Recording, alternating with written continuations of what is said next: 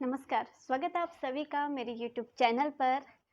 और इससे पहले हम पत्राचार को लेकर के बहुत सारे पत्रों की बात कर चुके हैं। हमने सरकारी पत्र, अर्ध सरकारी पत्र, शासनादेश, कार्यालयी आदेश आदि के बारे में विस्तार पूर्वक हमने जाना था। और आज इसी कड़ी में जो आज का वीडियो है उसका विषय है परिपत्र यानी कि सर्कुलर। ठीक है, तो आज हम परिपत्र के विषय में जानेंगे कि परिपत्र किसे कहते हैं। तो जो परिपत्र होता है, परिपत्र को अंग्रेजी में सर्कुलर कहते हैं, यानी कि जो सर्कुलेट होता है, जो कि अनेक विभागों में एक साथ पहुंचता है। ठीक है, तो जो सरकारी पत्र जो है, हालांकि ये भी एक पत्राचार का प्रकार है, लेकिन जो है इस पत्र को कुछ विद्वान जो है पत्राचार के अंतर्गत नहीं मानते हैं। ये आपने बात याद रखनी है। हालांकि हम इसको पत्राचार के अंतर्गत ही पढ़ते हैं, लेकिन कुछ विद्वानों का मानना है कि जो परिपत्र है वो पत्राचार के अंतर्गत नहीं आता है, क्योंकि जो पत्राचार है वो क्या होता है, पत्रों का आदान प्रदान होता है। पत्रों का कि मेरे पास कोई पत्र आ रहा है और मैं उसका क्या करती हूँ, उत्तर देती हूँ, लेकिन परिपत्र में ऐसा नहीं होता है। तो कभी कभार ये प्रश्न पूछ लिया जाता है कि निम्न में से कौन सा पत्र जो है वो पत्राचार के अंतर्गत नहीं आता है। अगर ऐसा कोई प्रश्न अगर आप लोगों के सामने आता है तो उसका निश्चित ही उसका उत्तर जो है वो परिपत्र होगा।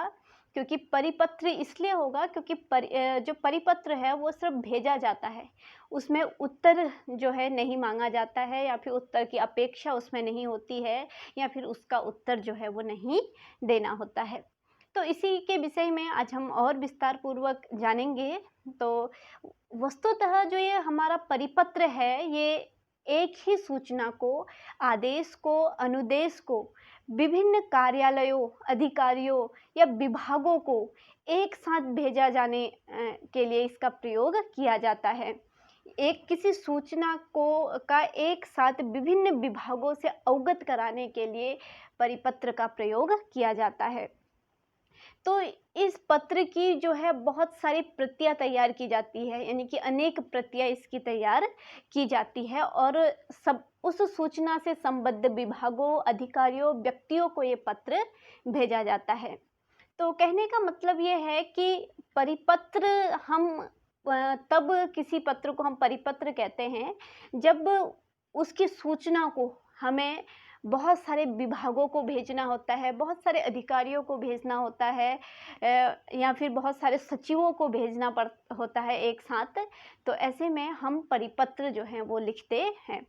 हालांकि यहाँ पर मैं आपको स्पष्ट कर दूं कि जो परिपत्र होता है वो केवल मुख्यालय द्वारा या मुख्य विभागों द्वारा ही अपने अधीनस्थ विभागों को लिखा जाता है। और ये जो परिपत्र है ये अक्सर जो है सरकारी कामकाज के लिए प्रयोग किया जाता है। व्यक्तिगत तौर पर हम परिपत्र नहीं लिखते हैं, या फिर जो छोटे कार्यालय होते हैं, जो अधीनस्थ कार्यालय होते हैं, जो छोटी छोटी इकाइयाँ होती हैं, वो परिपत्र का प्रयोग नहीं करती है। परिपत्र का प्रयोग जो है अक्सर केंद्र सरकार करती है, राज्य सरकार करती है, या फिर राज्य सरकार के अंतर्गत जो भी मंत्रालय हैं वो करते हैं, अपने अधीनस्थ विभागों और अधिकारियों तक सूचना पहुंचाने के लिए। मान लीजिए कि अगर भारत सरकार को अपने सभी राज्यों को एक समान किसी विषय पर सूचना प्रदान करनी है, तब वह क्या करता है, परिपत्र का प्रयोग करते हैं। या फिर उत्तराखंड शासन को अपने विविध मंत्रालयों को कोई एक सूचना प्रदान करनी है जिसका संबंध सभी मंत्रालयों से है, तो वो क्या करते हैं, परिपत्र का प्रयोग करते हैं। या फिर किसी एक मंत्रालय को विविध जिलाधिकारियों को उस राज्य के सभी जिलाधिकारियों को एक जैसी सूचना प्रदान करनी है, तो तब क्या होता है, परिपत्र का प्रयोग होता है। तो परिपत्र हमेशा उच्चतर कार्यालयों द्वारा लिखे जाते हैं और अपने अधीनस्थ कार्यालयों को भेजे जाते हैं। इसके अलावा इसके अलावा जो परिपत्र होते हैं, इनकी जो दिशा होती है हमेशा क्या कह सकते हैं हम, वरिष्ठ से कनिष्ठ की ओर होती है। तो इस प्रकार जब सरकार की ओर से किसी सूचना, विचार, आदेश को विभिन्न अधिकारियों, विभागों को भेजा जाता है, तो वह परिपत्र कहलाता है। इसके अलावा परिपत्र को गस्ती चिट्ठी और परिक्रमित भी कहा जाता है। इसके ये 2 नाम हैं, इनको भी आप याद रखिएगा, गस्ती चिट्ठी और परिक्रमित। परिक्रमित और गस्ती चिट्ठी का मतलब होता है जो कि बहुत सभी जगहों जो है पहुंचती है, सभी जगह जो कि सर्कुलेट होती है। अ, इसके जो अगर इसका जो प्रारूप की अगर हम बात करते हैं तो इसका प्रारूप जो होता है वो सरकारी पत्र जैसा ही होता है। सरकारी पत्र के समान ही ये लिखा जाता है, इसका अलग से कोई निश्चित प्रारूप नहीं होता है। जिस आवश्यकता अनुसार जो है परिपत्र लिखा जाता है और ये जो है सरकारी पत्र जैसा ही लिखा जाता है। हालांकि जो सरकारी पत्र या शासकीय पत्र है और परिपत्र है, दोनों में अंतर होता है, क्योंकि जब सरकारी पत्र जो है किसी विभाग या अधिकारी को संबोधित करके लिखा जाता है और जब उसकी एक से ज़्यादा प्रतियां जो है अलग अलग विभागों को भेजी जाती है तो वह क्या है संलग्न नीचे की जाती हैं, वो उसमें संदर्भित की जाती हैं, लेकिन परिपत्र में संदर्भित नहीं की जाती हैं। तो ये इसमें अंतर है। इसके अलावा जो सरकारी पत्र होते हैं वो अक्सर सूचना, आदेश इत्यादि के लिए लिखे जाते हैं, लेकिन परिपत्र जो है मुख्य रूप से तब लिखा जाता है जब कोई नीति विषयक सूचना दी जानी होती है और जब उसके क्रियान्वयन की बात होती है तब क्या है परिपत्र लिखा जाता है। इसके अलावा जो सरकारी पत्र होता है उसमें उत्तर की अपेक्षा की जाती है, उसमें उत्तर देना अनिवार्य होता है।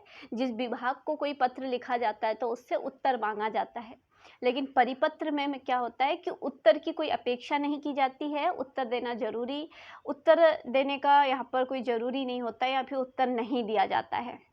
इसके अलावा परिपत्र जो है एक तरफा होता है, यानी कि एक केंद्र सरकार या मुख्यालय जो है अपने अधीनस्थ विभागों को ये पत्र लिखती है और उनसे जो है कार्य के क्रियान्वयन का जो है अपेक्षा करती है, कार्य के क्रियान्वयन के लिए पत्र लिखती है, बल्कि उत्तर देने की इसमें अपेक्षा नहीं होती है। अगर अब इसके प्रारूप की अगर बात करते हैं तो प्रारूप जैसा कि मैंने आपसे कहा कि सरकारी पत्र के समान ही होता है। तो सबसे ऊपर जो है इसमें संख्या जो है उल्लेखित होती है कि पत्र संख्या जो है इसमें उल्लेखित होती है। उसके बाद पत्र को प्रेषित करने वाले विभाग का नाम होता है, यानी कि जो प्रेषित कर रहा है, जिस भी विभाग से, जिस भी मंत्रालय से, जिस भी सरकार से परिपत्र भेजा जा रहा है उसका नाम इसमें उल्लेखित होता है। उसके बाद दिनांक आदि का विवरण दिया जाता है और फिर विषय का उल्लेख होता है कि जो ये परिपत्र भेजा जा रहा है वो किस विषय से आधारित है। उसके बाद जो संबोधन होता है, संबोधन जो है अक्सर जो है समस्त करके लिखा जाता है। जैसे मान लीजिए कि अगर जिलाधिकारी को जो है परिपत्र भेजना है तो समस्त जिलाधिकारी, अगर बहुत सारे सचिव को अगर पत्र भेजना है तो समस्त सचिव, इस तरीके से जो है इसमें समस्त शब्द का प्रयोग होता है। उसके बाद फिर मूल विषय का विवरण होता है, जिस भी विषय के बारे में परिपत्र लिखा जा रहा है उसका विवरण दिया जाता है और अंत में जो कार्यालय का अध्यक्ष है, जो प्रभारी है, उसके हस्ताक्षर होते हैं और उसका पदनाम होता है। तो ये तो इसका प्रारूप है। इस प्रारूप में जो है अक्सर परिपत्र लिखे जाते हैं। इसी प्रारूप का परिपत्र जो है आप अपने स्क्रीन पर भी देख रहे होंगे, जिसमें कि ये सारी चीज़ें जो हैं सम्मिलित हैं। अगर हम इसकी विशेषता को लेकर के बात करते हैं, हालांकि इन सबसे जो है हम इसकी विशेषताओं का अनुमान लगा सकते हैं, लेकिन एक मोटे तौर पर फिर भी हम इसकी विशेषताएं अगर बताते हैं तो इसकी जो विशेषता होती है वो क्या होती है। सबसे पहली विशेषता क्या होती है, परिपत्र जो है वो सदैव वरिष्ठ से कनिष्ठ कार्यालय को भेजा जाता है, यानी कि हमेशा मुख्यालय से अधीनस्थ कार्यालयों को परिपत्र भेजा जाता है। दूसरा क्या है, परिपत्र द्वारा समान सूचनाओं का संप्रेषण एक साथ कई आवश्यक कार्यालयों, अधिकारियों, व्यक्तियों को किया जाता है, यानी कि परिपत्र से हम एक समान सूचना को विभिन्न अधिकारियों को, विभिन्न पदाधिकारियों को, विभिन्न कार्यालयों को एक साथ कर सकते हैं। इसके अलावा परिपत्र लिखने में श्रम, समय और धन की बचत होती है, क्योंकि हम एक ही पत्र जो है वो सबको भेज रहे हैं। इसके अलावा अगर इसके भाषा की बात करते हैं तो इसकी जो भाषा होती है वो औपचारिक होती है और इसे राजभाषा में लिखा जाता है। इसकी जो रचना शैली होती है वो सरकारी पत्र के समान होती है और परिपत्र में संख्या उल्लेखित होती है, ये इसकी विशेषता है। और इसके अतिरिक्त इसमें भवदी या आदि शब्दों का प्रयोग नहीं होता है। तो ये तो रही परिपत्र की जो प्रमुख प्रमुख विशेषताएं हैं।